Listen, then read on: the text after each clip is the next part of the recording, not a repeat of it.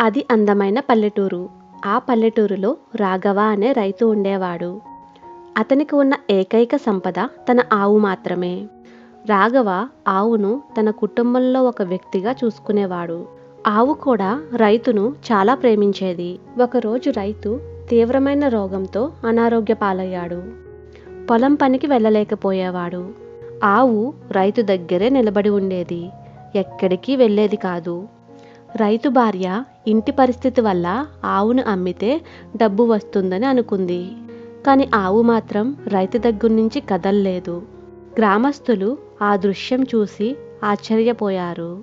కొన్ని రోజులకు రైతు కోలుకున్నాడు. ఆ రోజు ఆవు చాలా పాలు ఇచ్చింది. ఆ పాలు అమ్మి రైతు మళ్ళీ నిలబడ్డాడు. అప్పుడు రాఘవ అందరికీ చెప్పాడు, ఈ ఆవు కేవలం జంతువు కాదు, నా స్నేహితురాలు అని. నిజమే కదా, ఒక్కోసారి జంతువులు చూపించే ప్రేమ మనుషుల్లో కూడా కనిపించదు.